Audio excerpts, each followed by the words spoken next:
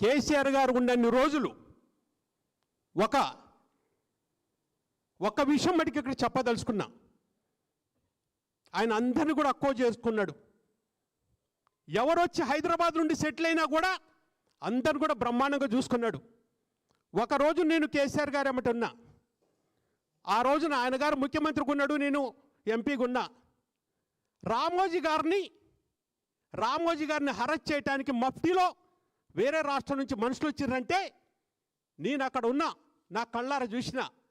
ఆయన ఒకటే అన్నాడు, నా రాష్ట్రం నుంచి ఎవరిని కూడా తీసుకుపోవటానికి ఒప్పుకోం, ఎవరు కూడా ఇక్కడ నుంచి టచ్ చేయడానికి వీల్లేదని చెప్పేసేసి ఆ రోజున గంటన్నర సేపు ఆ రోజున రామోజీరావు గారు మహానుభావుడు, ఆయన ఒంటి మీద చెయ్యి పడకుండా కాపాడినటువంటి వ్యక్తి కేసీఆర్ గారు.